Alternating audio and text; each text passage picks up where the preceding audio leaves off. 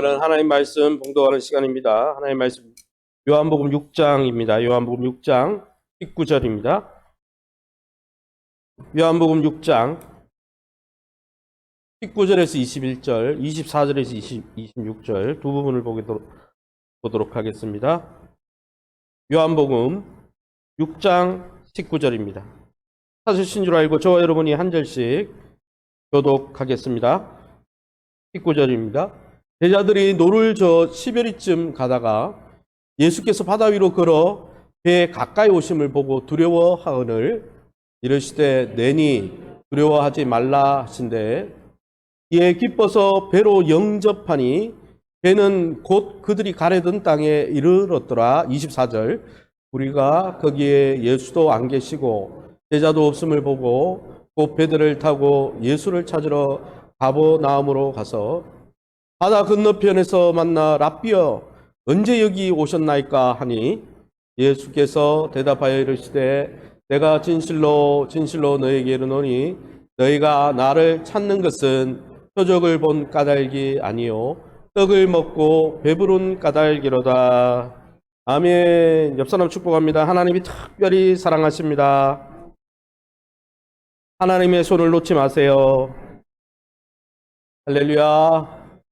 오늘은 요한복음 6장, 우리가 다 읽지 않았지만 6장 16절에서 29절의 말씀을 가지고 기뻐서 영접하니 라는 제목으로 말씀을 함께 나누길 원합니다.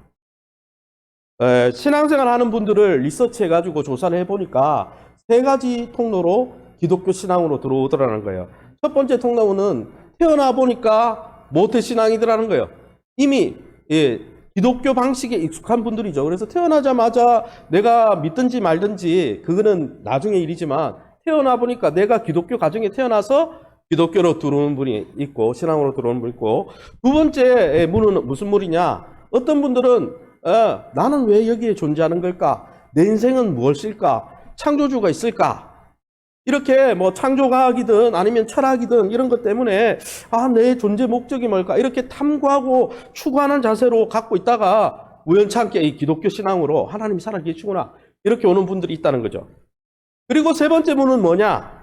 너무 어려울 때 하나님이 기적을 체험해가지고 그것 때문에 신앙생활을 하게 되는 분이 이렇게 있다는 것이죠. 그런데 오늘은 특별히 이 세 번째 우리가 신앙에서 신앙생활을 하면서 하나님이 주셔서 경험하는 이런 체험과 기적이 하나님을 믿는 믿음 가운데 또 신앙생활을 하는데 나아가려면 어떻게 해야 되는지 우리가 좀 살펴보길 원합니다. 예수님을 만날 때 우리는 다양한 기적을 체험합니다. 그 기적이 참 소중하죠. 그런데 그런 기적을 경험했다고 다 믿음 생활을 잘하는 건 아니라는 거예요. 그래서 여러분들이 기도하실 때 하나님 나는 보여주면 믿을 테니까 나한테 기적 보여주세요. 꼭 기적 본다고 믿는 건 아니라 그러기에 저와 여러분이 하나님이 주신 귀한 영적인 체험들을 그 하나님을 믿고 하나님을 닮아가는 자리까지 잘 연결해 나가는 저와 여러분 될 수 있기를 예수님 이름으로 축원합니다. 이런 영적 체험을 가지고 있는데 그 체험이 신앙생활 특별히 하나님을 주인으로 모시고 그 주인의 통치에 순종하고 주님을 닮아가는 이런 건강한 신앙생활로 이어지려면 그러면 우리는 어떤 태도를 가져야 될까요?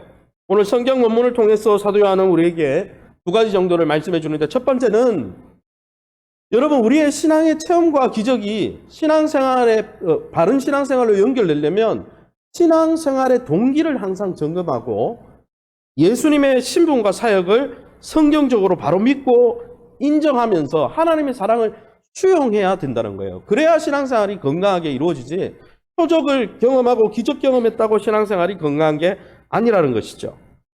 먼저 오늘 본문에 나오는 대로 여러분 우리 신앙이 건강하려면 신앙생활의 동기를 잘 점검해야 한다는 것이죠. 그래서 여러분 요한복음 6장 22절에서 23절, 22절, 24절, 25절을 우리가 한 목소리로 빨간 글씨만 함께 읽어보겠습니다. 이튿날 바다 건너편에 서 있던 무리가 제자들만 가는 것을 보았더니 거기에 예수도 안 계시고 제자들도 없음을 보고 예수를 찾으러 가버나움으로 가서 아멘.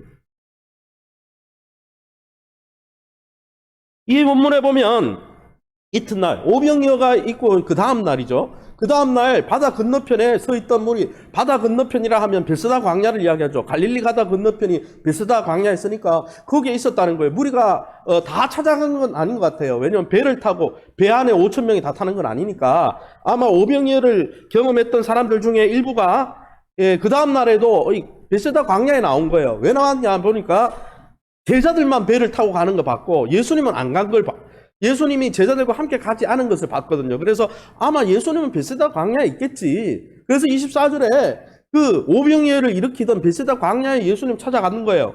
가보니까 제자들은 이미 떠났으니까 당연히 없는 건데 예수님이 안 계시더라는 거예요. 오병이어를 경험했던 이 무리들 가운데, 수많은 수천 명의 무리들 가운데 일부가 예수님이 베세다 광야 가면 있겠지 하고 찾아다녔는데 가보니까 없더라는 거예요. 그래서 그곳에 안 계시자 어떻게 했어요? 배를 타고 예수님 어디 계시냐고 말마다 구석구석 찾아다니면서 결국 가버나움으로 가보니까 그 가버나움에 예수님이 있더라는 거예요. 이 본문을 사도 요한은 굉장히 길게 서술하고 있습니다. 22절부터 무려 25절까지 22, 23, 24, 25 넉절을 예수님을 찾아다녔다. 오병이어를 체험했던 그 무리들 중에 일부가 예수님을 찾으려고 혈안이 돼 있었다. 그걸 설명하는데 엄청나게 길게 서술했다는 것은 강조하고 있는 거예요. 여러분, 이들은 참으로 대단한 사람들입니다. 예수님을 찾고 쫓는데 대단히 열정적으로 보이죠. 왜요? 사도 요한이 그것을 강조하고 있으니까. 하지만은 예수님을 이 가버나움에 도착해서 반갑게 라삐어 언제 여기 오셨습니까? 너무 보고 싶었습니다. 이렇게 말을 건넸지만은 사실은 이들은 오병이어의 표적이 가리키는, 표적이 뭡니까? 왜 기적이라 하지 않고 표적이라 합니까? 표적은 사인이라는 뜻이에요. 그 오병이어를 통해서 예수님이 누군지를 깨달아야 된다는 거예요. 그 오병이어는 예수님의 신분과 정체성을 드러내기 위해서 예수님이 일으킨 의도적인 기적이라는 거죠. 그걸 표적이라고 그러는데 이 오병이어 표적을 보고 예수님이 메시아구나, 예수님이 메시아니까 우리 죄를 사하시고 하나님과의 관계를 회복시키는 분이니까 그분을 통해 내가 하나님과의 관계를 회복해야 되겠다, 이렇게 찾은 게 아니고, 그런 예수님의 그 표적을 통한 의미를 찾지 못하고 예수님을 찾아왔다는 거예요. 그래서 예수님은 뭐라고 이야기하십니까? 6장 26절 말씀입니다. 나를 찾는 것은 표적을 본 까닭이 아니요, 너희가 그 오병이어를 통해 내가 어떤 자인지 깨달아가지고 찾아온 게 아니고, 사인 보고 찾아온 게 아니고, 떡 먹고 배불러서 찾아왔구나. 오늘 아침에 예수님 어제 저녁에는 오병이어 먹었는데 오늘 아침은 부패식입니까? 도시락을 준비하셨습니까? 오늘 아침에 내가 돈 좀 필요한데요, 예수님 돈 좀 주세요, 먹을 것 좀 주세요. 그것 때문에 왔다는 거예요. 그들은 그저 떡을 먹고 배부른 까닭에 예수님을 찾았습니다. 여러분 같으면 어떻겠어요? 저 같으면은 오병이어의 표적이면요, 대단한 거예요. 도시락 하나 가지고 CU에서 산 그 5,000원짜리, 4,000원짜리 도시락 한 개 갖고 왔는데 그게 2만 명을 먹였어요. 갑자기 창조의 기적이 나타나가지고. 그러면 여러분 같으면 저분이 누굴까? 저분이 누군데? 아니, 돈 주고 산 것도 아니잖아요. 기도를 했는데 갑자기 도시락이 5,000개가 넘어진 거잖아요. 저분이 도대체 누굴까? 이렇게 생각하는 게 정상인데, 기적을 봤는데 그 다음날 찾아왔는데 오늘 아침은 뭡니까? 이런 이야기 하는 거예요. 완전히 생뚱맞은 거죠. 그들의 눈에 예수님은 자신들의 현실적인 육신의 필요를 채워주는 그런 지도자일 뿐이었다는 것이죠. 그들은 예수님이 왜 이 땅에 왔는지, 그분의 이름이 왜 예수인지, 또 그분을 통해 우리가 진짜 얻어야 될 영적 자유와 영적 양식이 뭔지 별로 관심이 없었다는 것이죠. 사실 물론 목사님, 그러면 우리가 막 영적으로만 살아야 됩니까? 돈은 필요 없습니까? 도시락은 필요 없습니까? 그건 아닙니다. 주기도문에도 일용할 양식을 위해서 기도하라 했잖아요. 그래서 여러분, 우리에게 물론 매일 육신의 양식이 필요합니다. 그래서 예수님이 오병이어 이적을 통해 무리의 줄인 배를 채워줬잖아요. 그러나 중요한 것은 사람이 떡으로만 사는 게 아니라는 거예요. 우리의 육신의 물질의 문제가 해결되고 생명의 문제가 해결되고, 심지어 메시아 대신 예수님을 왕으로 삼아서 정치적으로 로마의 그 속국 아래에서 자유를 얻어 독립을 한다 할지라도, 그런 문제가 해결된다 할지라도, 여러분, 사람은 떡으로만 사는 게 아니고, 눈에 보이는 문제가 해결된다고 다 여러분 인생의 갈증이 다 해결되는 게 아니고, 그 존재의 의미가 다 채워지는 게 아니라는 거예요. 여러분, 우리의 육신의 기갈도 있지만 영혼의 마음의 기갈도 있는 거예요. 이게 안 채워지니까 맨날 이렇게 때가 바뀌고 막 철이 바뀌면 루이비통을 사야 되는 거예요. 샤넬 백을 하나 들어야 되는 거죠. 들었으면 채워져야 되잖아. 그 다음 연도에 또 사. 옛날 같으면 자개농을 막 바꾸고 막 집에 차를 바꾸고. 왜? 안 채워지니까. 여러분, 우리의 위가 두 개 있다고 하잖아요. 어떤 여성신학자가, 영국의 여성신학, 우리에게 두 가지 스타막, 여러분, 위장이 있는데, 한 위장은 세상의 양식으로 채우고, 여러분, 세상의 주식으로 채우고 이렇게 채우는데, 한쪽의 이 위는 하나님으로만 채울 수 있다는 거예요. 그게 안 채워지면 인생에 계속 갈증이 일어나는 거예요. 여러분, 썩을 육의 양식이 필요하다면 썩지 않는 영적인 양식도 우리에게 필요한 것입니다. 그래서 여러분, 요한복음 6장 27절에 뭐라고 말씀하셨습니까? 우리가 27절에 같이 읽어보겠습니다. 썩을 양식을 위하여 일하지 말고 영생하도록 있는 양식을 위하여 하라. 이 양식은 인자가 너에게 주리니 인자는 아버지 하나님께서 인치신 자니라. 아멘.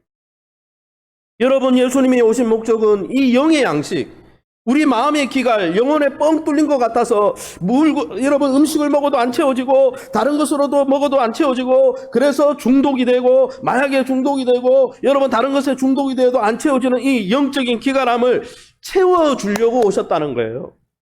사랑하는 성도 여러분, 그러기에 이 예수님을 왕으로 모시고 그분께 순종하면서 하나님과의 관계 안에서 하나님이 주시는 진짜 사랑,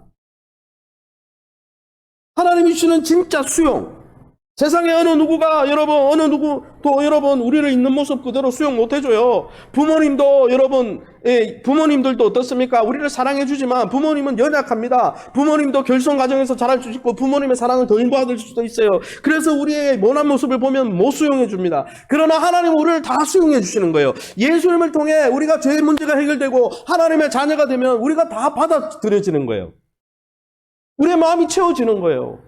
우리의 연약한 분까지 사랑해 주시고 채워주시고 용납해 주시니까 그 사랑의 넉넉함으로 여러분 우리가 인생을 멋지게 살 수 있는 거예요. 그것 때문에 예수님이 오신 거예요.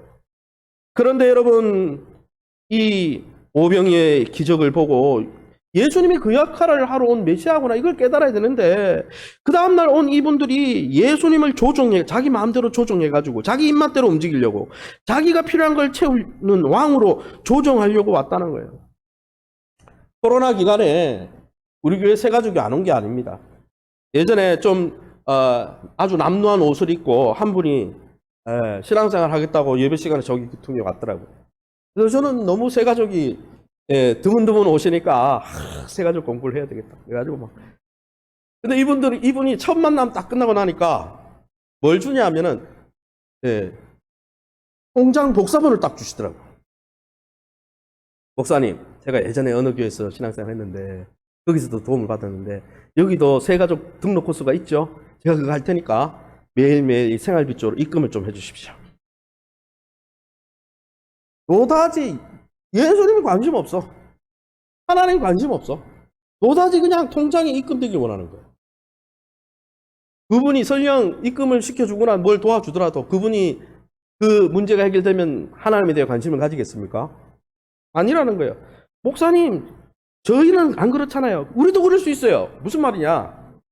우리가 돈을 받으러 교회 오는 건 아니지만 우리가 교회 앞에 또 하나님 앞에 와가지고 예배를 드리면서 세상의 복, 자녀의 복, 세상에서 성공하는 거, 물질의 돈벼락 맞는 거, 이것만 관심 있고 하나님과 교제하는 거는 관심이 없고 예수님을 통해 하나님과의 관계가 회복되어서 하나님과 사귀고 하나님과 교제하고 하나님을 닮아가고 아멘 할 때까지, 그래서 하나님이 우리를 돌보시고 하나님 나라의 복에는 관심이 없고 계속 세상의 복만 요구하면 그걸 안 채워주면 하나님 떠나버리는 거예요. 가난한 성도들이 다 그래서 떠난 거예요. 안 나가. 이유가 뭐예요? 하나님이 내 입맛대로 안 움직이니까. 하나님 있으면 왜 내가 여기 고난 자리에 있느냐? 계속 육신적인 것만 보니까. 사랑하는 성도 여러분, 그러기에 저와 여러분이 신앙생활하는 동기를 점검하시기 바랍니다. 표적을 백날 경험해도 우리의 시야가 육신적인 것만 딱 돼 있고 우리가 영적인 시야로 넘어가지 않으면 이 표적이, 이 기적이 신앙의 유익이 되지 않는다는 것입니다. 그뿐 아니라 여러분, 두 번째는 무엇입니까? 한번 따라합시다. 예수님으로 대우합시다. 그래서 예수님의 신분과 사역을 바로 알고 제대로 믿어야 된다는 거예요.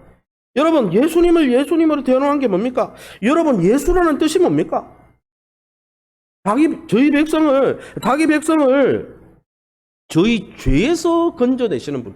죄의 문제를 해결해서 하나님과의 관계를 회복시켜줘서 하나님과의 교제 관계가 회복되어서 하나님 안에서 친밀함을 누리고 하나님의 사랑을 받으면서 하나님이 돌보시는 인생으로 살아가게 만들려고 예수님이 오신 거예요.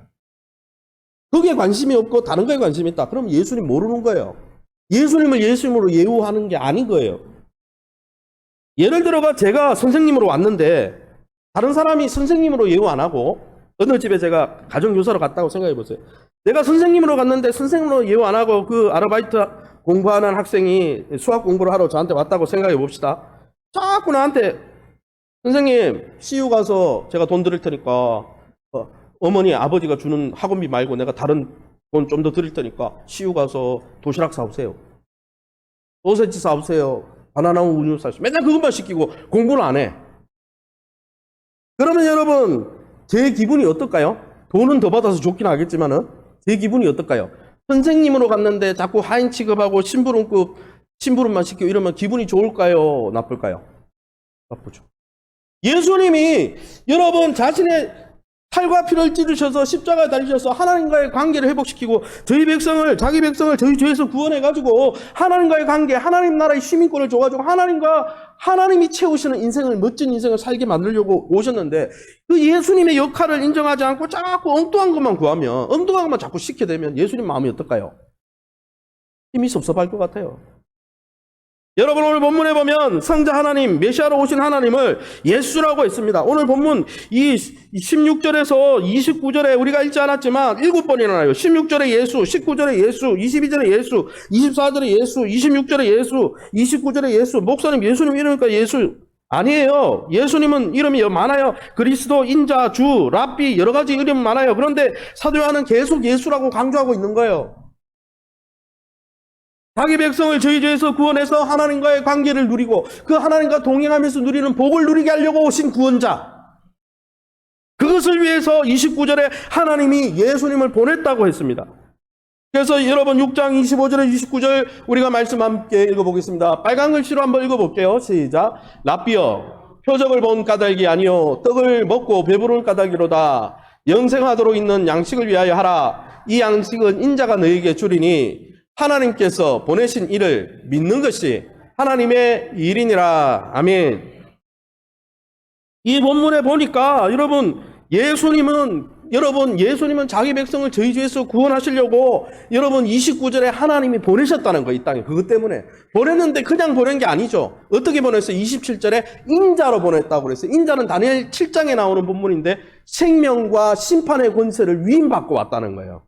그래서 예수님은 예수님에 대한 믿는 예수님께 호의적인 사람들을 살릴 수도 있고 예수님께 호의적이지 않고 자기의 죄 가운데 자기 중심적으로 살아가는 사람을 심판할 수도 있는 분이에요.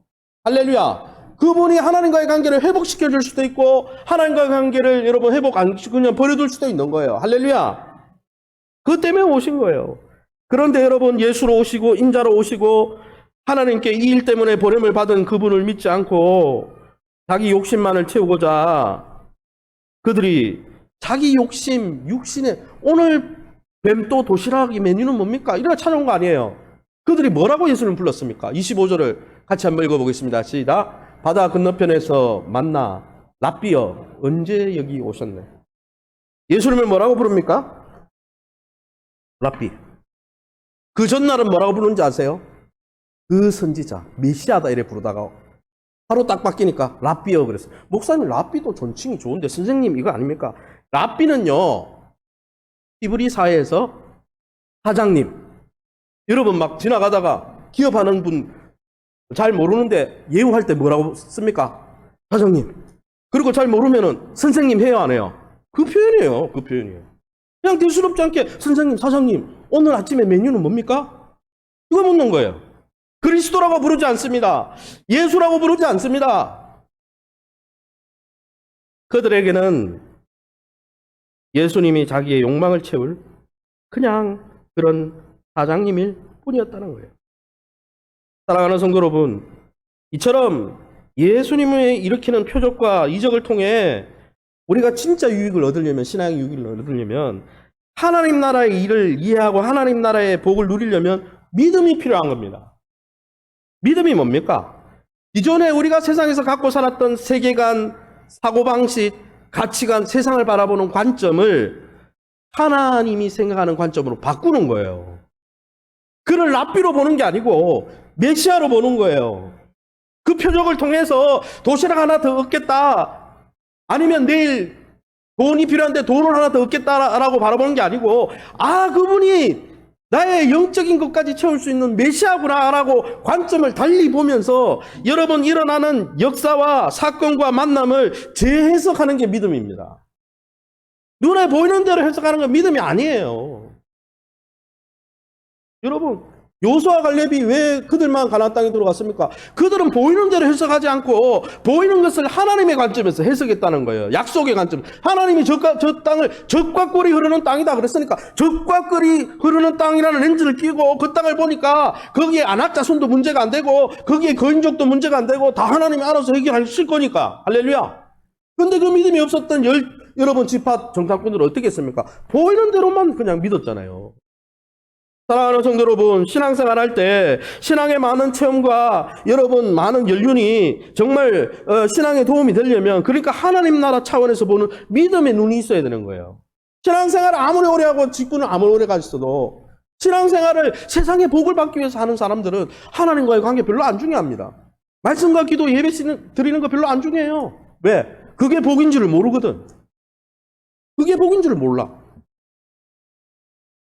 그러기에 사랑하는 성도들이여, 주관적인 체험, 여러분의 신앙의 체험이 예수님께 대한 확고한 믿음으로 변화되도록 여러분의 믿음을 발휘하시기 바랍니다. 보이는 대로 보지 말고 하나님께 영적 분별력을 강구하시기 바랍니다. 보이는 대로가 아니라 믿음으로 영적으로 해석하시기 바랍니다. 예수님은 우리의 필요를 채워주시고 육체를 살려주시지만 진짜 오신 목적은 우리의 영혼을 살리사, 우리의 영적인 또 마음의 고갈난 그 기갈된 그 부분을 채워주시고 진짜 하나님이 주는 영적인 복을 누리게 하려고 오신 것입니다. 그 예수님을 통해서 하나님의 넘치는 사랑과 수용을 받고 나를 있는 그대로 받아주시고 퍼부어주시는 그 사랑 때문에 여러분이 삶 속에 넘치는 여유와 평강이 넘치시기를 예수님의 이름으로 축원합니다. 이걸 못 누리면 그거 안 채워진 것을 돈으로 채우려고 그러고 명예로 채우려고 그러고 쾌락으로 채우려고 그러고, 그게 안 되는 거예요. 그게 안 되는 거예요. 두 번째는 무엇입니까? 오늘 이 본문을 통해서 우리에게 주시는 내용이 뭡니까? 첫 번째는 아까 이야기했던 분들은 좀 신앙이 바르지 않았죠. 그냥 어떤 통로로 기독교에 들어왔던 그냥 예수님을 자기 목적이 이용하려고 쫓는 분들은 예수님을 못 만나는 거예요. 그런데 제자들처럼 예수님을 제대로 믿고 쫓는 자들을 예수님은 어떻게 하신다고요? 그들을 영적으로 하나님과의 관계를 좋게 해서 하나님과 관계를 회복시켜 줄 뿐 아니라 육적으로도 영혼이 잘됨처럼 범사가 잘 되도록 그들의 인생의 위기 가운데 찾아가 주셔가지고 그들의 생명을 보호하시고 인도해 주신다는 것입니다. 6장 16절 23절입니다. 우리 같이 한번 읽어봅니다. 같이 읽겠습니다. 제자들이 노를 저어 10여리쯤 가다가 예수께서 바다 위로 걸어 배에 가까이 오심을 보고 두려워하거늘 그러나 디베라에서 배들이 주께서 축사하신 후 여럿이 떡 먹던 그곳에 가까이 왔더라. 아멘. 여러분, 예수님은 첫 번째로 우리가 알 수 있는 것은 삶의 위기 가운데 찾아오신다는 거예요. 저는 이 본문을 보면서 여기 보면 수만 명의 청중의 줄인 배를 채우고자 500여의 기적을 보이셨던 주님이 그 주인의 권세로 이번에 그 주님의 주권으로 예수님이 찾아갑니다. 왜 23절을 대비해서 넣었냐?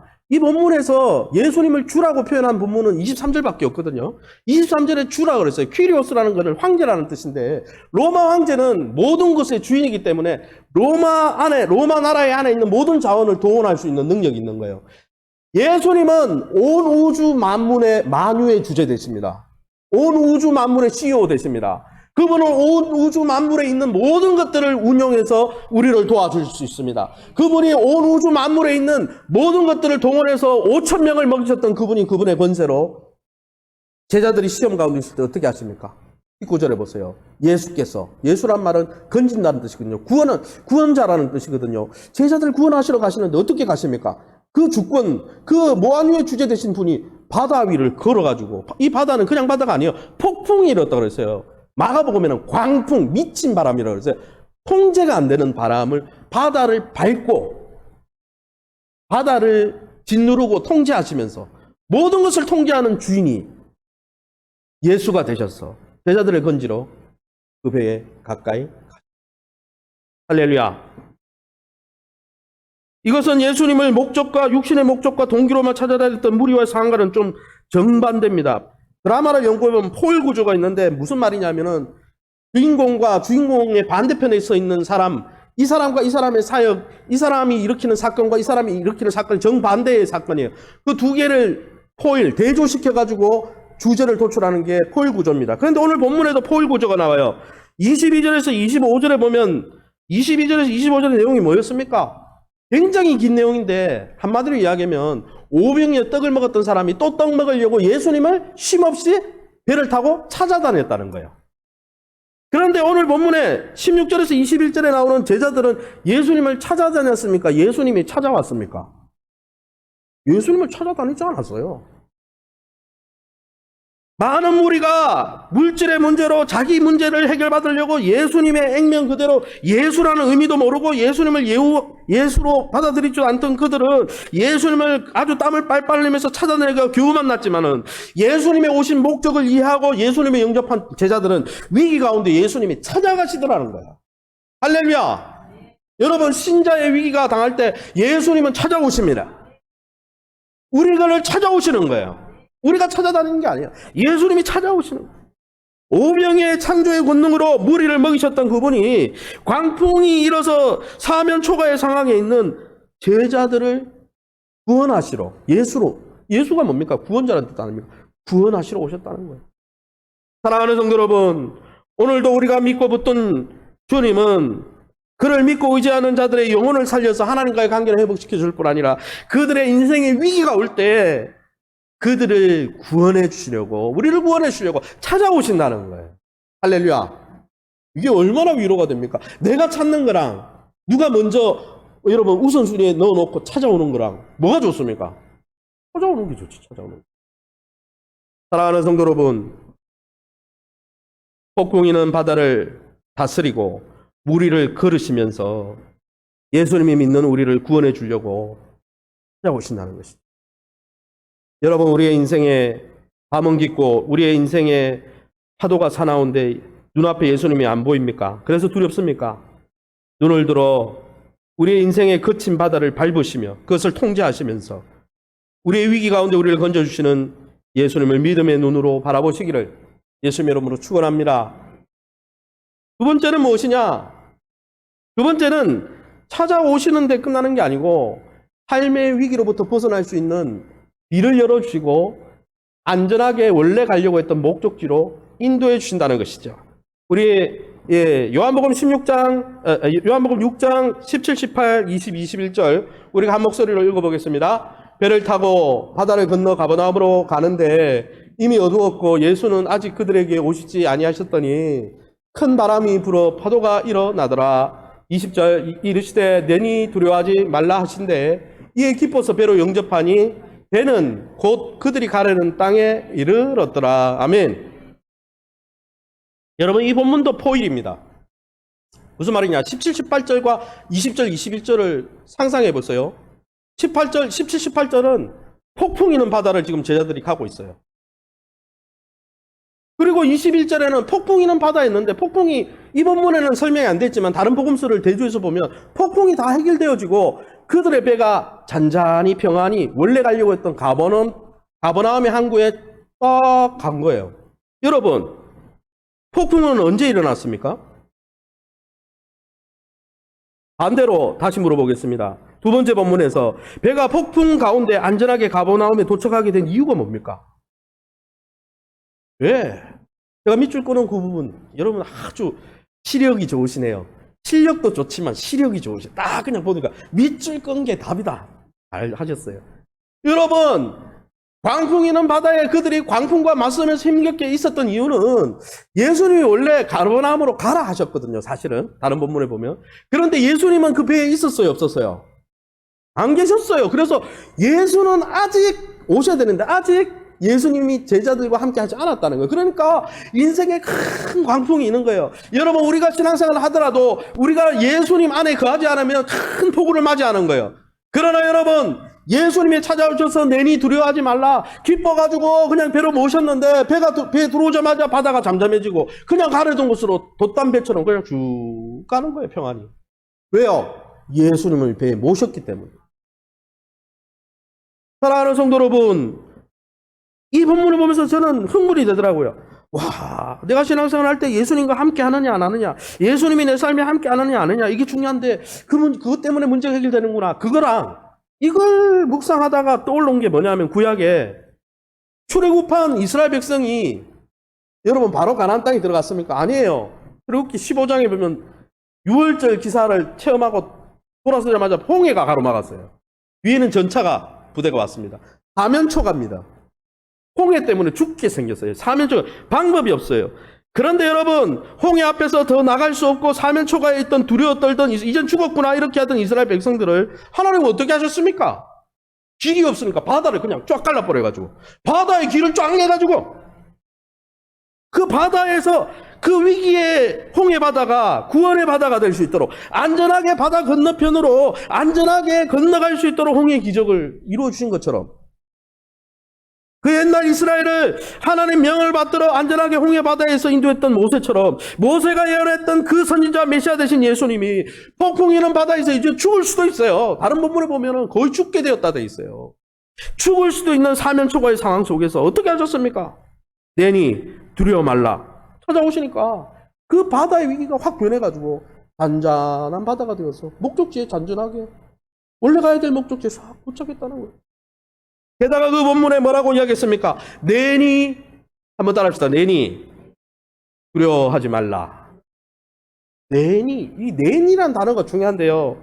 이 내니가 원문에 에고 에이미로 되어 있습니다. 에고 에이미는 뭐냐면, 이걸 에고 에이미 1인칭 또 1인칭 비동사를 썼는데 나는 나다라는 뜻이에요.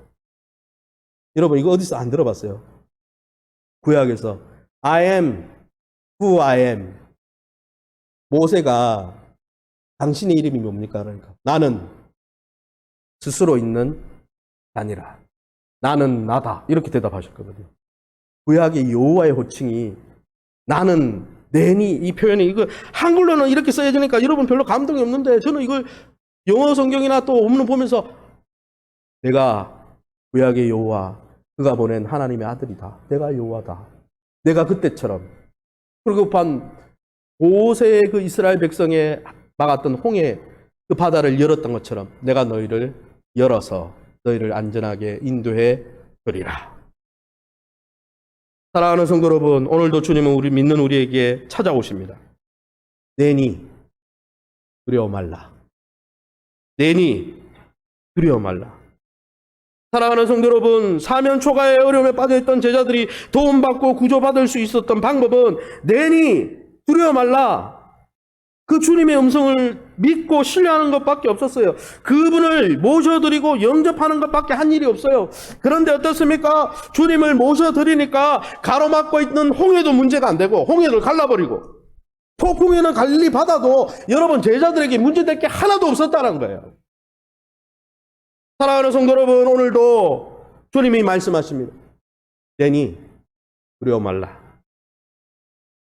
그 예수님을 우리의 삶 속에 목사님 학습 세례 때 고백했는데요. 고백했지만 여러분 그 주님과 함께하고 계십니까? 여러분의 인생의 배에 그 주님이 계십니까? 그 주님의 손을 붙들고 있습니까? 내니 두려워 말라 하고 하시는 그 주님의 손을 붙드시기 바랍니다. 그렇게 할 때 여러분 제자들이 가려고 했던 목적지에 이르렀던 것처럼 우리가 소원하는 항구에 이르게 해주실 거예요. 이것을 시편 107편 기자가 이렇게 묘사했어요. 우리 같이 읽고 말씀을 정리하고 마치겠습니다. 같이 읽습니다. 이에 그들의 고통 때문에 여호와께 부르짖으매 그가 그들의 고통에서 그들을 인도하여 내시고 광풍을 고요하게 하사 물결도 잔잔하게 하시는도다. 그들이 평온함으로 말미암아 기뻐하는 중에 여호와께서 그들이 바라는 항구로 인도하시는도다. 오늘 성경 구절을 너무 잘 설명해 주는 거예요. 그들이 예수님을 맞이하면서 기뻐했다 그러는데 기뻐하는 중에 벌써 자기들이 원하던 곳에 도착했다 그랬다. 사랑하는 성도 여러분, 지금 어떤 인생의 폭풍이 는 갈릴리 바다 가운데 서 있습니까? 더 이상 전진할 수 없는 홍해와 같은 문제로 막혀 있습니까? 온 천지 만물을 다스리는 권세로 우리를 죄에서 건져서 하나님과의 관계를 회복시켜 줄 뿐 아니라 우리 인생 위기 가운데 찾아오셔서 내니 두려워 말라 말씀하시는 주님의 손을 굳게 붙들고 환난 가운데서도 고난 가운데서도 기뻐하는 가운데 하나님께서 우리가 원하던 소원의 항구로 이르게 하실 뿐 아니라 우리가 그토록 원하는 천국으로 인도하시는 그날까지 주님의 손을 굳게 붙드시기를 예수님의 이름으로 축원합니다. 제가 한번 기도하겠습니다. 하나님 감사합니다.